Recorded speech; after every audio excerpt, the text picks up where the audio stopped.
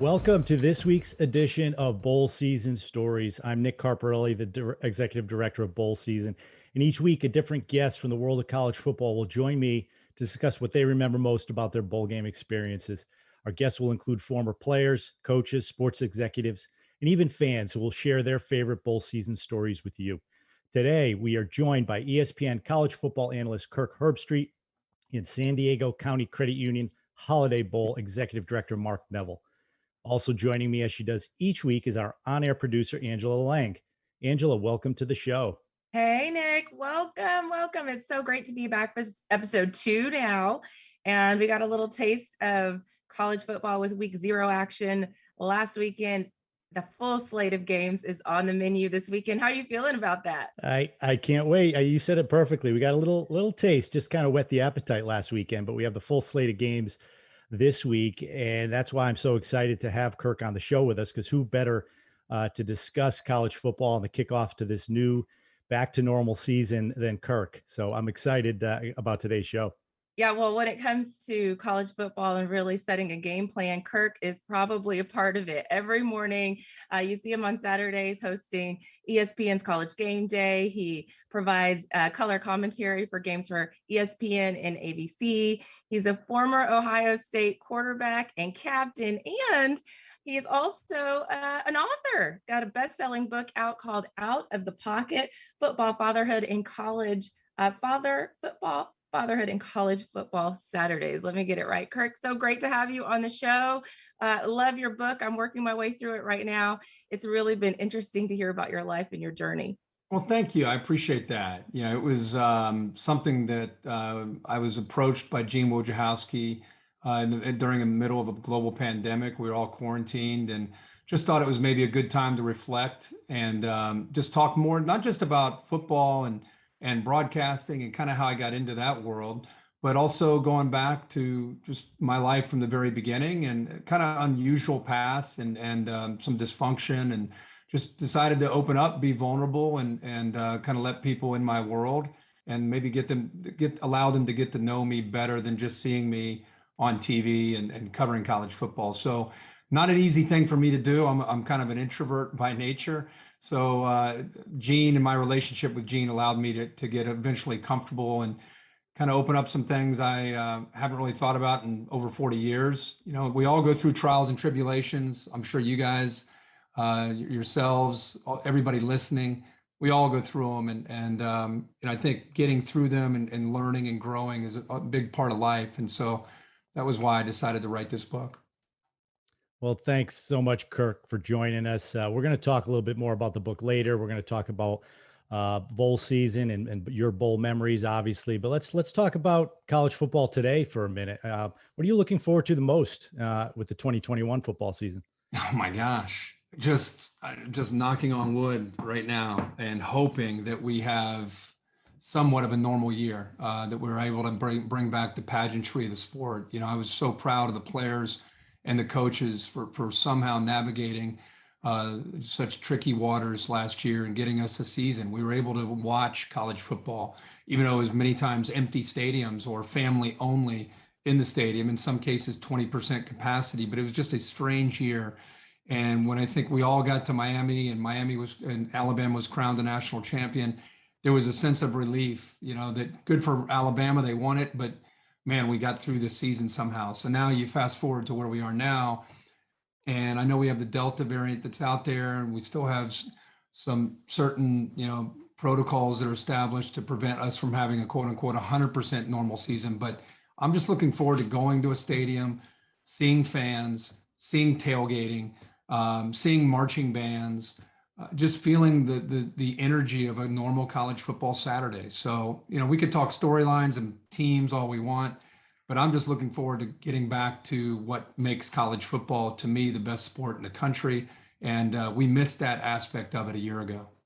Yeah, I think we're all looking forward to that. You mentioned getting back to normal. As successful as the college football playoff has been in its 7 years, one of the criticisms of it has been that the normal is the same teams being in it every year. And while those same teams are still at the top of the polls, Alabama, Ohio State, Clemson, Notre Dame, Oklahoma, I don't know, Kirk, you tell me, it seems as if there's a little bit more opportunity this year for some other teams to crack that top four? It seems like college football is a little bit more wide open. How do you see the overall level of competition this year? Well, it's an interesting discussion, especially with you, because the Bulls, I grew up with the Bulls, and even when we went to the BCS, I still felt that the Bulls and the structure of the Bulls was still a very strong and solid option for teams and players to view and try to be a part of. And since we've gotten into the playoff, we've gone into a world where it surprised me. I thought it was going to be cool. We'd allow 4 teams to get in. I didn't think we would get, the reaction from some of the teams that did not make the playoff. And maybe we can talk more about that in a second. But I think what you're sensing is fair. I think Alabama has some questions. They lost so much off that championship team, yet at the same time, as long as Nick Saban's there, I'm a believer. Clemson has some question marks. I'm excited to see how they respond to not having Trevor Lawrence and Travis Etienne, who are, mainstays over the last 3 years for them. Ohio State, they lost Justin Fields, who's now the quarterback in Chicago with the Bears, and lost a lot of other great players. So there's some questions there. So I think that's fair. And until we see these teams and start to get a feel, not for 1 week, but to me, it's more like 3rd or 4th week, you kind of start to really see who they are. But going in, I'm like you. I wouldn't mind Iowa State getting up there. I wouldn't mind the Cincinnati Bearcats getting up there. Some of these new teams and new faces, I think it would be refreshing and exciting to throw in some new brands up near the top of the polls. Great, Kirk, to get that insight as we get ready to kick off another college football season. Everybody stay with us, because right after the break, we're going to get into some of those bowl season stories that Kirk was talking about, hearing about his days as a player and also as a commentator in the booth. So stay with us. We'll be right back. Back to school means back to college football. The College Football Playoff Foundation is the largest sports entity dedicated to supporting education. To learn more, visit cfpfoundation.org today. Welcome back to the show. I'm here with today's guest, ESPN's Kirk Herbstreit, who joins us to share his bowl season stories. Kirk, you and I know that the sports profession is a very small world, especially when you narrow it down to college sports and more specifically college football. You probably would not know this, but my first recollection of you was in 1992. I was hired by Paul Pasqualoni at Syracuse to be a GA for his football program in January of 92, which I think was 2 weeks after the Orange had defeated you and the Buckeyes in the Hall of Fame Bowl in Tampa, which is now the Outback Bowl. Mm-hmm. Fast forward to that fall. It was the 3rd game of the year. I was just a young guy up in the coach's box charting plays. And you guys came in and you took it to us pretty good. I remember you vividly because, we all remember early in our career things a little bit more vividly. Yeah. You hitting Brian Stabline on a 46-yard touchdown pass early in the game. We never recovered from that. We were playing catch up the whole game. And looking back on it, I'm pretty sure you guys had that game circled on your calendar. You did, after that bowl game loss. We're going to dive into the bowl games in a minute, but before we do that, let's just talk about, your experience being a student athlete, playing college football at the highest level. What are some of your best memories from those years? It was a game changer for me. I mean, I didn't come from a lot of money. If I didn't get a scholarship, I don't know, I probably would have joined the Marines or maybe the Army. I'm not sure. I didn't take school as seriously as I should have in high school. And, we look back at things in life and wish we could change them and do them over. For me, I was just a sports guy. I was a guy that was thinking I'm going to go to the NFL or I'm going to play in Major League Baseball. I just doing as much school as I need to get through it. And if I didn't have a scholarship, I would have been in trouble. So that was a game changer for me. And then I got to school, and you follow college sports, you know how recruiting goes. I was a 5-star guy and supposed to walk in and start for 3 or 4 years and didn't. Fell flat on my face. I talk about that a lot in the book and talk about how I wasn't ready. And I ran a different system in high school to college. And for 3 years, I was struggling and became cynical and frustrated. And my dreams were evaporating before my eyes. And so while I say college was a game changer for me, it was a game changer because it taught me so much about perseverance and things not always going the way I had planned or my schedule. And, luckily I had a support staff of family and friends, but mainly my teammates that got me through that time.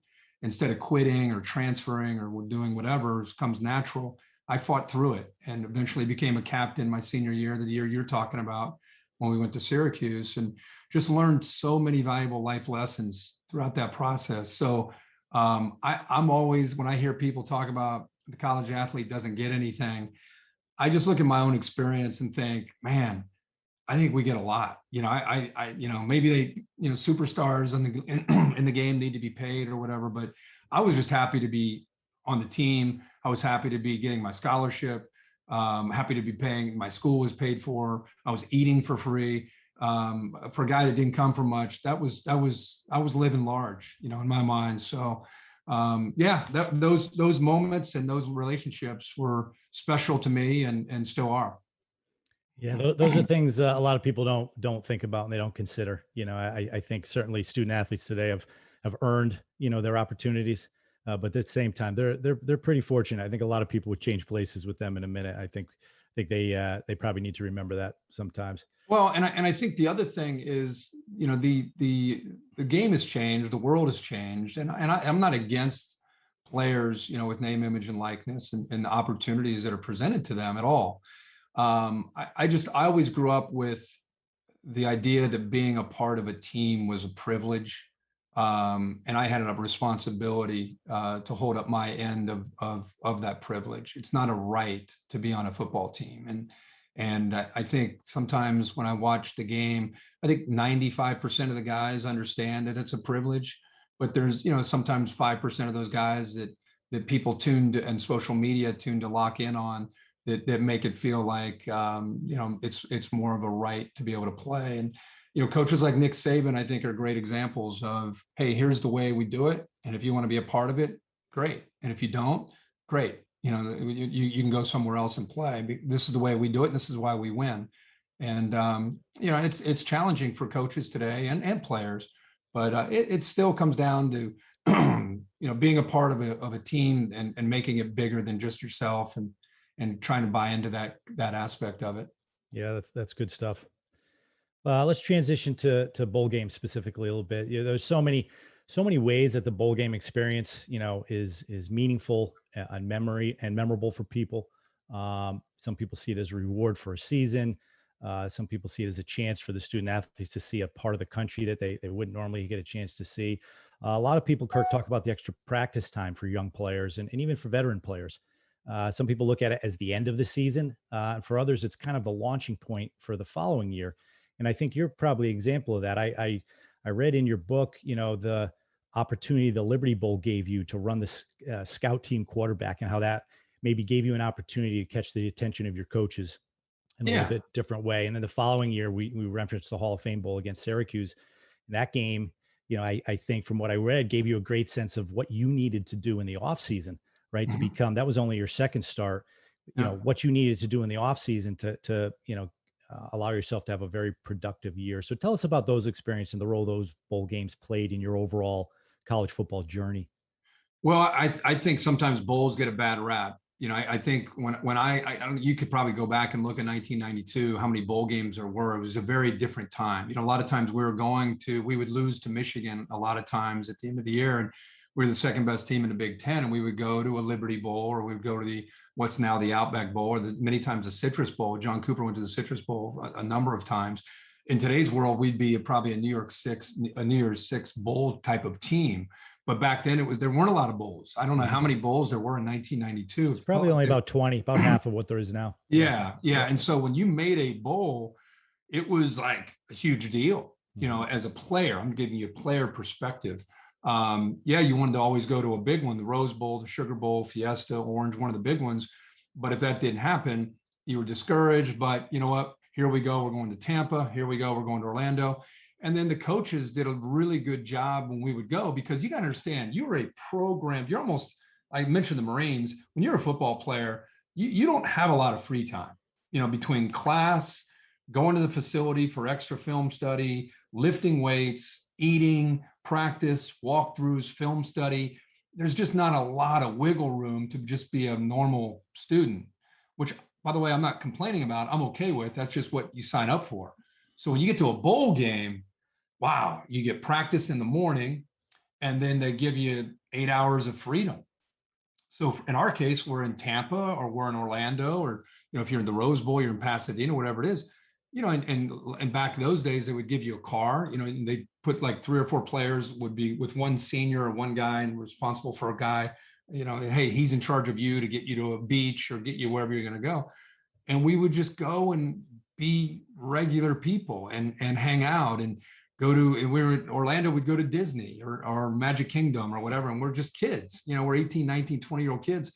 And we were having the time of our lives, and we would go to bowl functions and see the team we're playing, and we'd hang out with them a little bit. So it was a very, very, I know that's yesteryear, but that was just a very cool experience for us to go through. And I think everybody, if you took a poll, everybody appreciated what we were doing.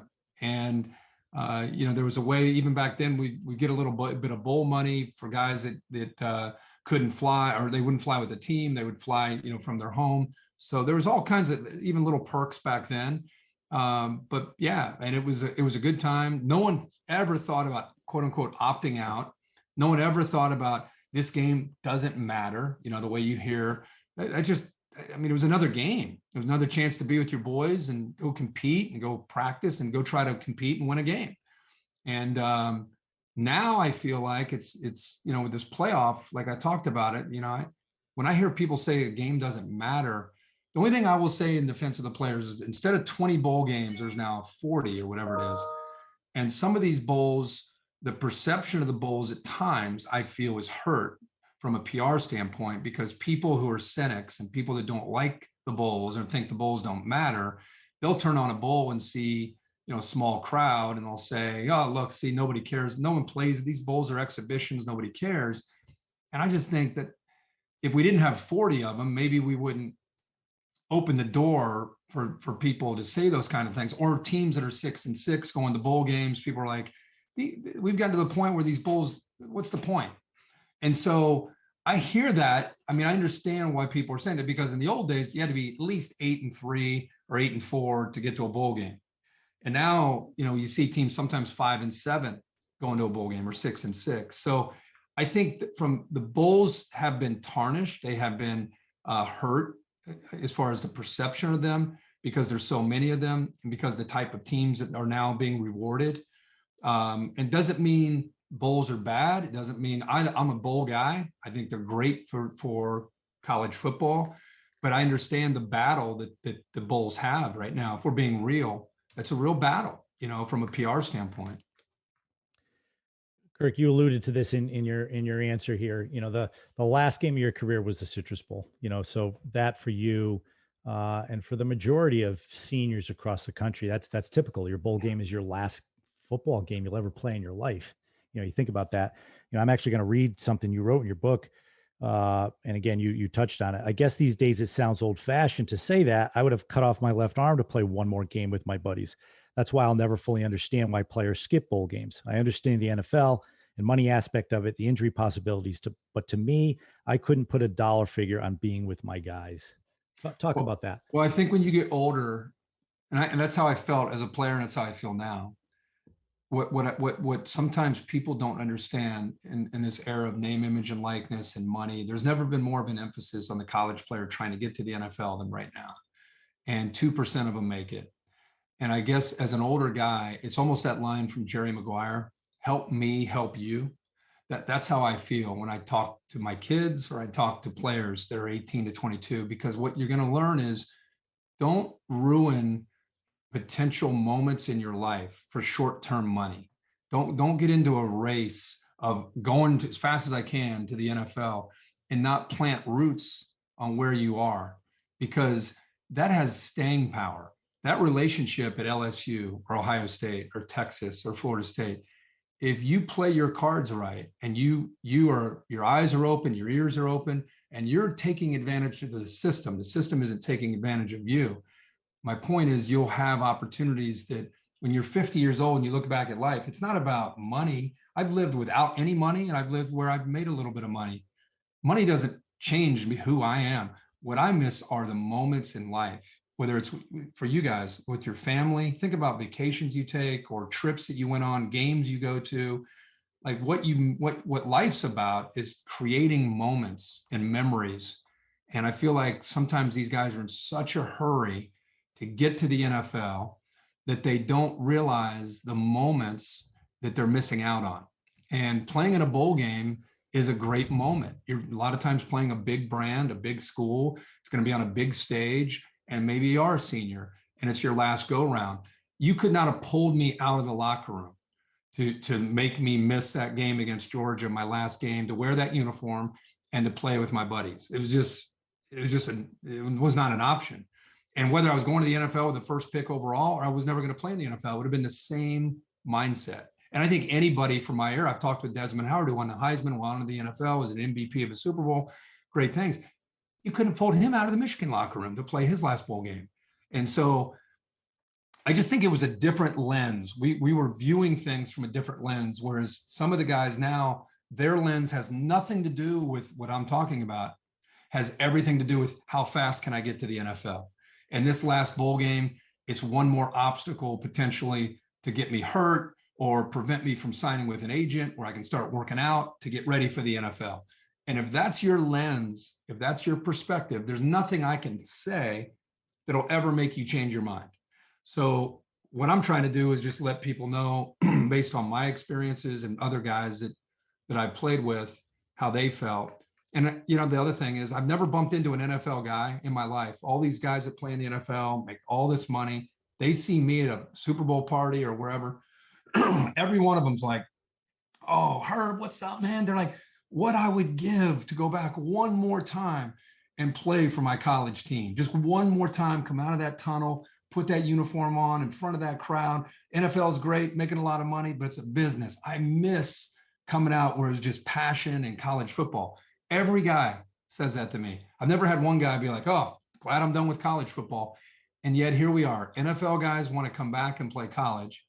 And college guys, some of them, are sprinting as fast as they can to get to the NFL and not enjoying the moment and the experiences. So it's a long answer, but there's a lot to it. No, for sure. It's something about being young, Kirk, and we were both there once, a long time ago, right? Yeah. And you just don't have the ability to project forward and understand the meaning that what you're doing at that moment is going to have for you later on. I have two sons like you do, and I'm constantly trying to get them to slow down a little bit. Yeah. You know, yeah. And understand and appreciate and enjoy everything they're doing. So, but again, I think cell phones, social media, video games, you know, you have to be. We don't have our head in the sand. I mean, if anything, I feel like we're not the guy on the front porch yelling, get off my lawn. If anything, we're right in the front row. I'm very familiar with what's out there, what the challenges are out there for these guys and the different distractions. I mean, I live it with four sons that are all three just got into college, one still at home. I mean, I fully appreciate and understand the world that they're facing and how different it is compared to, you know, the world that I faced. So one more bowl game specific question, and it's going to be a little bit different type of question than what we've been talking about. The bowl game experience, as you know, Kirk, is not just, you know, what people at home see. They turn the TV on for 3 hours and they watch the game. It's 5, 6, 7 days of going to a city, experiencing the best that community has to offer. You mentioned a little bit earlier, whether depending on where the game is, you go to the beach, you have barbecue, you tour a museum, and you're doing it with your buddies, right? So inevitably there's some story or stories or memories of things you did on a bowl trip with your buddies. Maybe some of them you don't feel it's appropriate to repeat on this show, but think back, is there anything, you know, that really sticks out in your mind that was really cool that you and your buddies got to do at a bowl game?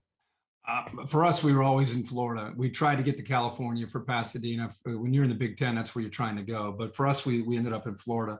And again, in Tampa, we often would go to get done with practice. And just the fact that we were in a car driving somewhere to go get silly things like going to get something to eat, going to the beach and hanging out at the beach in Tampa was a lot of fun. Going out to dinner on you know, in the evenings, they would give us a curfew and give us a chance to go out, you know, and I was 21, 22 years old. And so chance to be able to go out and go to bars, you know, in a different city. It was a really cool experience. In Orlando, we loved it because again, we're 21, 22-year-old guys and we're going to SeaWorld, and I was a captain of the team. They asked the captains to come up. This is when Shamu was active, and me and the Georgia captain went out there on the deck with the orca and like did different hand signals and different things. And this huge whale was like, we're touching it and doing different things. He's sticking his tongue out at us and right in front of this huge crowd, and everyone's laughing and he's throwing water on us. And, just to be able to do that with a Georgia player and all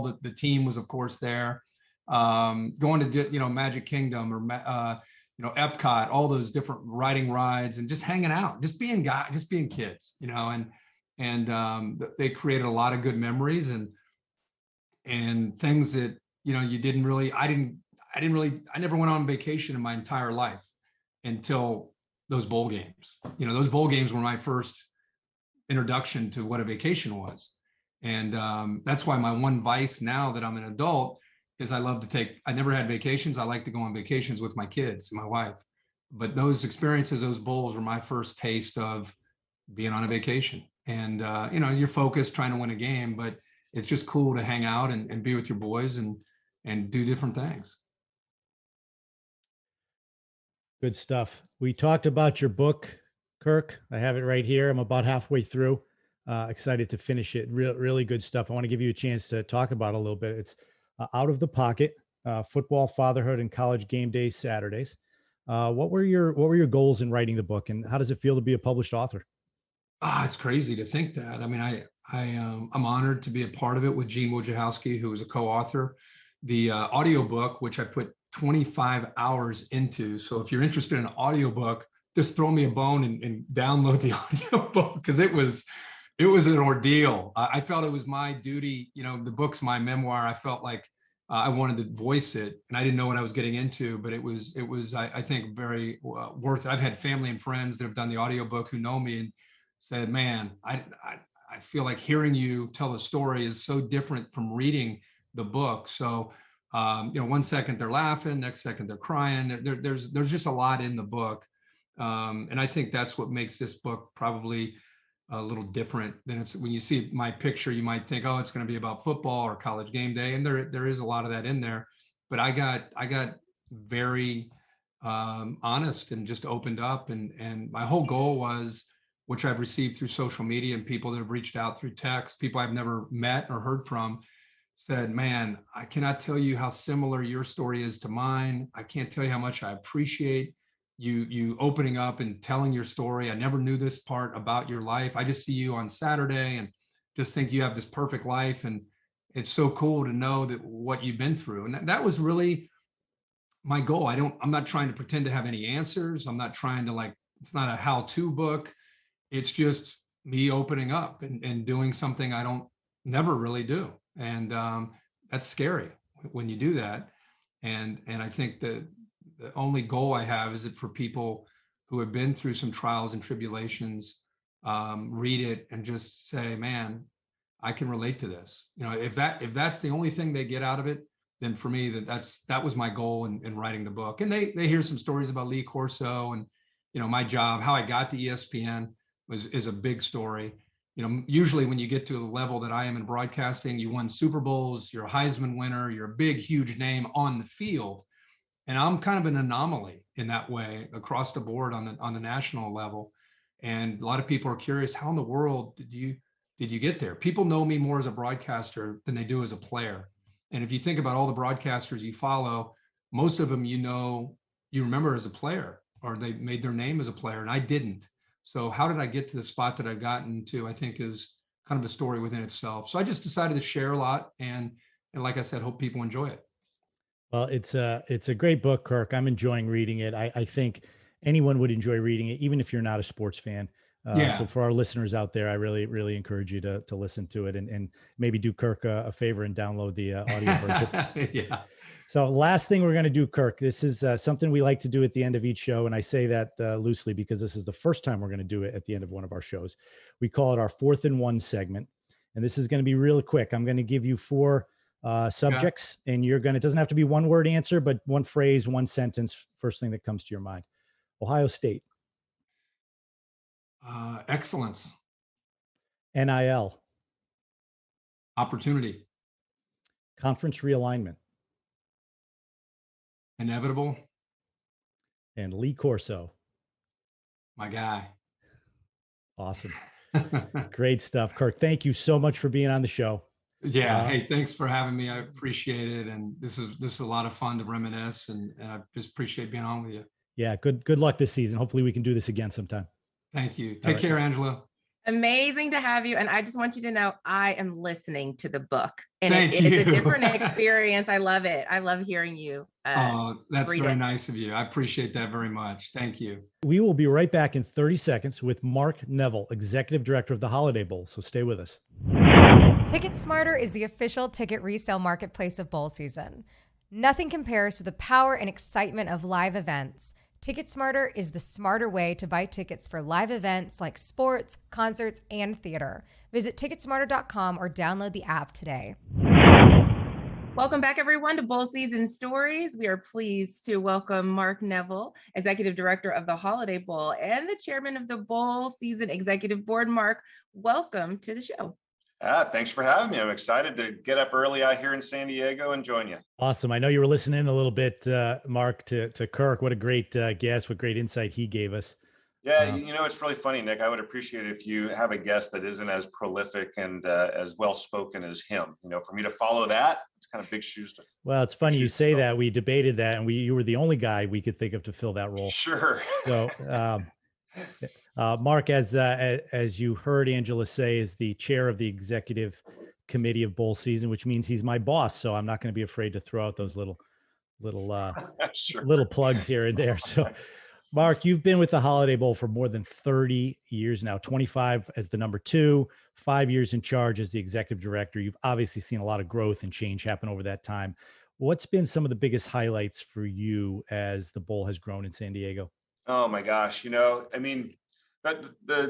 Holiday Bowl is known for having really exciting games. We've been around for 42 years, and we had this moniker, self-proclaimed for a time, but America's most exciting bowl game. We had a couple games that were really on that were fantastic, and we've kind of stuck with that. We've ridden that horse for a long time now. It's about those down to the wire finishes, those high scoring games out here in San Diego that we're known for. But it's also the pageantry that we've built through the years, and a lot of the traditions, and with the traditions of college football, and we try to bring a lot of that here to San Diego, and we've done a really good job of it. And but more than all of that, it's when I think of the highlights of the bowl game, it's what we've been able to do for our community here in San Diego. In those 42 years, we've generated $977 million in economic benefit, more than 800,000 hotel room nights. And we do that during the slowest tourism period of the year. If the bowl game is not going on here in San Diego over that period, there's not a lot happening. So in terms of highlights, that is something that we're really proud of. And in addition to that, we have a really strong ticket base. We have more than 20,000 people who go to our game year in and year out, regardless of who's playing in the game. As you know, for all but 3 weeks of the year, we're selling a game. We have no idea who's playing in it. But we do sell the experience, and we have a local fan base that's really loyal to us. They enjoy it. They see the value in what we bring to the community. And so that's something, that we're really proud of.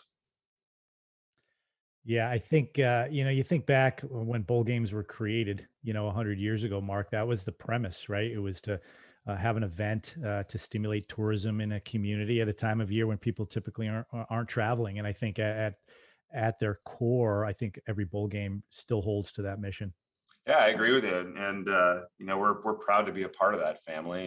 And we root for everybody else that's out there too in the bowl world. It's important that all of us do as good a job as possible, and to create a great experience and to do great things for the community. What are some of your favorite memories from your history with the Holiday Bowl? Oh my gosh, there are so many of them.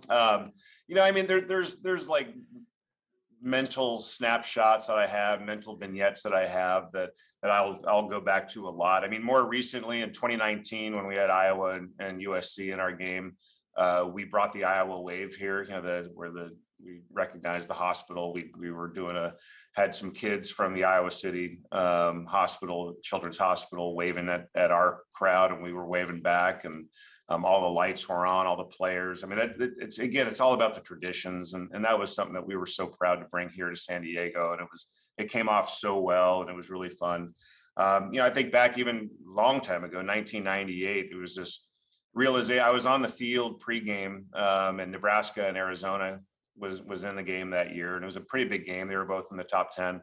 And when Nebraska came out onto the field, it hit me hard. Like, it was like, dang, we got Nebraska here in our game. This is big time. And that's one thing that I won't forget. More about 15 years ago or so, we had Kermit the Frog as the Grand Marshal of our parade. So I got to spend a lot of time with Kermit. That was a highlight. And I got to audition to be the backup voice for Kermit the Frog. Can we hear that? Can we hear that audition? Can you recreate that? Oh boy. Let's see if I can do it here on the spot. Well, Nick, thank you very much for having me. My name is Kermit the Frog, and we're very proud to be at the Holiday Bowl. It's great. So anyway, I went through this whole thing, right, with the Muppets people, and I was all fired up. And meanwhile, I'm looking at Kermit over on the couch, like lifeless, right? It was kind of disheartening for me. But so I did this voice for him, and they kind of looked at me and totally just like, deflated my ego as a voice for Kermit. And they said I sounded more like Fozzie Bear. So I pretty much gave up the voice. That might've been the first time I've done it. Although my kids, I had friends of my kids who were convinced, and I never told them otherwise, that I was the voice of Kermit the Frog in the first movie. I had to make it sound real. But that was, those, I have memories like that. But more than anything else, it's really about the people that I've met through the years. I mean, some of my very best friends are people that I've met in the bowl world. Having been here now for 30 years, coaches, of course, and athletic department staff and conference offices and our volunteers they're called red coats. They wear these pretty red coats during bowl season. And they're pretty well known here in town. I met my wife through the bowl game, and people, my mentors, my predecessor, Bruce Binkowski, I give a lot of credit to in terms of my career, my life. When I look back, when I retire and I look back at my days with the Holiday Bowl, it's going to be about the people. Everyone here, in San Diego, at least, that's affiliated with the bowl game is so proud of it. And they love this organization. And we have, people get married that are volunteers here. There's kids that have been born through the Holiday Bowl. It's a really neat place, and it's a special place. I wouldn't have been here for 30 years if I didn't think that, and it's not just me. I mean, we have an amazing team out here. So when I look at memories, of course, I have some that we cannot talk about here that have occurred, but I have so many mental snapshots and just relationships that I have all around the country now that I really treasure. Angela, it might be a little premature to be giving out awards because we're only 2 podcasts in, but I think the front runner for Bowl Season Stories podcast moment of the year is Mark Neville imitating Kermit the Frog. I love it. I love it. It's okay if we edit that out, by the way. I won't chance. I won't object. That's going on social media. You better believe it. Get ready. We're going to tag Kermit. Well, what did you think? Did it sound like Kermit? I heard a little Fozzie Bear in there. Yeah. I feel like you started strong and you kind of fizzled out at the end, but you just keep practicing. I'll keep on trying. I'll try to be the best Kermit the Frog I possibly can. Mark, you've been on the Bowl Season Executive Board for a few years now, and we're just named chair. So congratulations again. I know that you feel continuing the great tradition of Bowl Season is really, really important. What does Bowl Season mean to you in the larger context of college football? When I think of bowl games, I think of celebrations. College football is the reason college football is my favorite sport are the traditions that come along with it. Game days on campuses are really second to none. And the bowl season is the culmination of of a full season, and the tradition of the bowls are so important. I mean, it's a huge part of the sport. And with all of us in the bowl industry, I mean, we take that very seriously. We all have our own traditions that we nurture in our own communities. We try to bring some of those traditions from the campuses to our communities.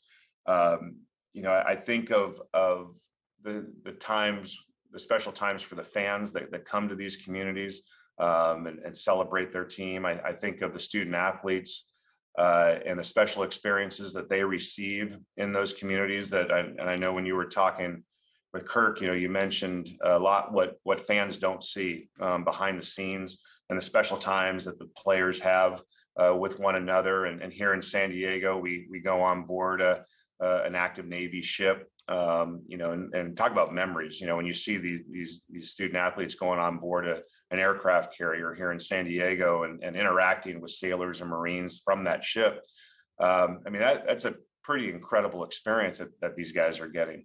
I think of the bands and the cheer squads, and we do our best to provide them an experience. I mean, they're kids too, right? And they deserve a great experience, and they're a huge part of the traditions of college football. I mean, the marching bands, it's one of my favorite parts of college football. And so we do a really good job of taking care of them while they're here in San Diego, and they get great experiences at bowl games as well, all around. And then I think of the communities as well. For the communities that these bowl games serve, it's really important. I mentioned earlier that the Holiday Bowl takes place during the slowest tourism period of the year. And San Diego is not alone with that. I mean, there's other communities out in the bowl world that are just like that. And so these bowl games are really important. Not only are they a great part of the traditions of college football, they're part of what make college football great and the best sport in the world, as far as I'm concerned. But in addition to those traditions, what these bowl games mean for the communities and that they play in, the bowl system and bowl season is just such a great thing for many more reasons than just one.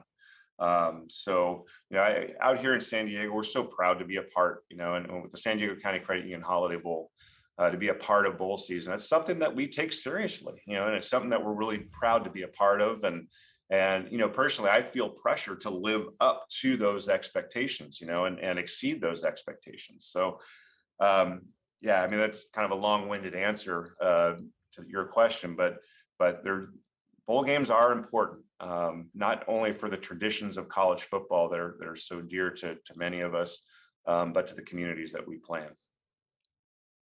Good stuff. Couldn't agree more, Mark. We have about a minute left. I'm going to have one last question for you. Obviously, last year was a tough year for everybody. The Holiday Bowl was unfortunately canceled due to COVID. What have you learned over the course of the past year that you and your staff can use to make the return of the Holiday Bowl in 2021 a success? And what's new this year with the Holiday Bowl? Oh, God, we have a ton of new stuff. But I will say one thing that we really learned through COVID is how important our game is here in San Diego and how missed it was. I mean, restaurants, hotels, they struggled, and our iconic attractions here like SeaWorld and the zoo, they struggled through the pandemic. They're still struggling. But we learned how much the bowl game is missed and how important. Council members here, supervisors, they're all telling me, how much they miss the Holiday Bowl. We have a lot of new things in store. We did take that opportunity to really work on some other things, but we're having a new home. SDCCU Stadium, formerly Qualcomm Stadium, is raised. And so we are actually down into Petco Park, the home of the San Diego Padres, something that we're incredibly excited about because it's going to be right smack in the center of a couple of entertainment districts downtown. A lot of our fans are staying downtown. We're going to be having a party all around the ballpark. We're going to be decorating downtown to be like a village for the Holiday Bowl. The restaurants, the bars, they're all getting behind it. We're going to have a concert the night before the game. We're working to create the greatest experience for the fans that we possibly can. And we want people, when they go back home, that they're going to want to come back to San Diego. Plus, we're debuting a new matchup. We are now going to have the Pac-12 and the ACC. We're really excited about that one. Matchups that don't typically occur or have not occurred that often. So we'll be creating some pretty unique matchups here in San Diego. And it's 15 schools in the ACC that have never played in the Holiday Bowl before. So we're going to be bringing new fan bases out to town that we're excited about. And then we're one of the rarities out there that we're not part of the ESPN family. We were for many, many years, and we loved our time there. But now we're with Fox Sports, and for the first time in our history, we're going to be on broadcast television, prime time on the 28th, 8 p.m. Eastern, 5 o'clock Pacific. So we look forward to increased eyeballs watching a great game from beautiful San Diego, California. So really lots of great stuff happening here. As you said, Mark, the San Diego County Credit Union Holiday Bowl scheduled for Tuesday, December 28th at 5 p.m. Pacific, 8 p.m. Eastern. It'll air on Fox. Mark Neville is the executive director of the Holiday Bowl. Mark, thanks so much for being on the show, and thanks for being a great boss too. I've heard you say that to other people, by the way, Nick. So, no, but I really enjoyed it, and looking forward to a great year. And bowl season is such a great part of college football, and appreciate everything that you've done in the time that you've been with us, and great things ahead for sure. Thank you, Mark. And thanks for joining us for this week's Bowl Season Stories podcast. Next week, we will welcome Daryl Johnston, 3-time Super Bowl champion and a fellow Syracuse alum, who played in the Sugar Bowl and the Hall of Fame Bowl. We'll also talk to another one of our executive directors. If you like the show, we'd appreciate you dropping a 5-star rating for the podcast. And as always, you can follow all the podcast and bowl season news on social media at Bowl Season. Thank you for listening.